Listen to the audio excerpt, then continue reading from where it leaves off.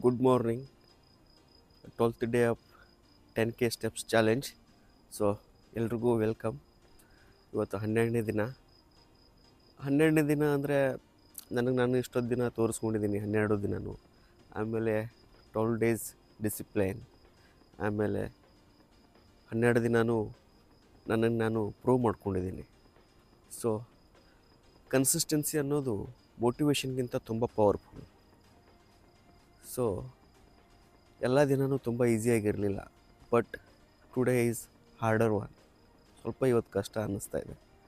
ನೋಡೋಣ, ಸ್ಟಾರ್ಟ್ ಮಾಡೋಣ. ನಮ್ಮದು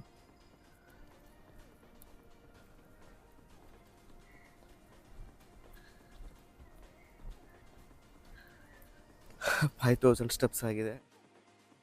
ಸ್ಟಾರ್ಟ್ ಮಾಡಬೇಕಾದ್ರೆ ಸ್ವಲ್ಪ ಟಯರ್ಡಾಗಿ ಸ್ಟಾರ್ಟ್ ಮಾಡಿದ್ದೆ, ಬಟ್ ಇವಾಗ ಅದು ನನ್ನ ಮೈಂಡು ತೆಗೆದಾಕ್ಬಿಟ್ಟಿದೆ. ಹಾಗೇನು ಅನ್ನಿಸ್ತಾ ಇಲ್ಲ ಇವಾಗ. ಸೊ ಖುಷಿ ಆಗ್ತಾಯಿದೆ. ನನಗೆ ನಾನು ರಿಮೈಂಡ್ ಮಾಡ್ಕೊಂಡ್ಬಿಟ್ಟಿದ್ದೀನಿ. ಬಟ್ ಒಂದೇನು ಹೇಳಬೇಕಂದ್ರೆ, this challenge is not about one perfect day. ಇದು ನಾವು ಪ್ರತಿದಿನವೂ ನಮಗೆ ನಾವು ತೋರಿಸ್ಕೊಳ್ಳೋದು ಅಲ್ವಾ? ಸೊ ಹಾಗೇ ನಾವು ಮಾಡಿದ್ರೆ ಅದು ನಮ್ಮ ಕ್ಯಾರೆಕ್ಟರ್ನ ಬಿಲ್ಡ್ ಮಾಡ್ತಾ ಹೋಗುತ್ತೆ, ಆಮೇಲೆ ನಮ್ಮ ಹ್ಯಾಬಿಟ್ನ ಬಿಲ್ಡ್ ಮಾಡ್ತಾ ಹೋಗುತ್ತೆ. ಆ್ಯಂಡ್ ಮತ್ತು ಬರ್ತಾ ಬರ್ತಾ ಡಿಸಿಪ್ಲಿನೇ ನಮ್ಮ ಐಡೆಂಟಿಟಿ ಆಗ್ತಾ ಹೋಗುತ್ತೆ. ಸೊ ನಮಗೆ ನಾವು ಪ್ರೂವ್ ಮಾಡಿಕೊಂಡ್ರೆ ಡಿಸಿಪ್ಲಿನೇ ನಮ್ಮ ಐಡೆಂಟಿಟಿಯಾಗಿ ಉಳ್ಕೊಂಡ್ಬಿಡುತ್ತೆ. ಸೊ ಸಿಗೋಣ.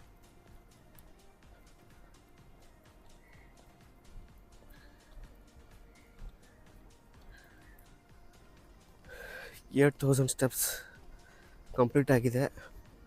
ಬಟ್ ನಾವು ಫೀಲ್ ಸಮಥಿಂಗ್ ಪವರ್ಫುಲ್.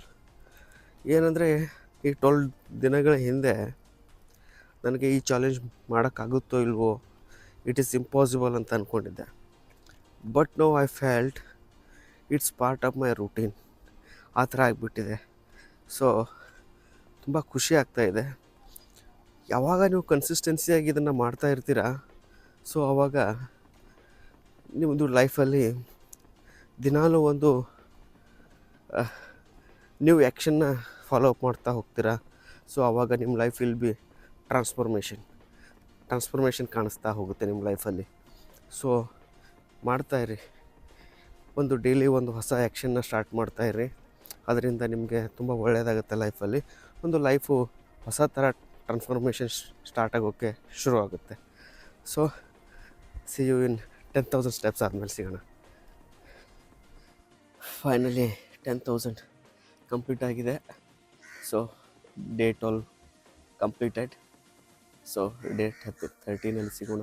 ತೋರಿಸ್ತೀನಿ ನಿಮಗೆ 10,000 ಸ್ಟೆಪ್ಸ್ ಆಗಿದ್ದು.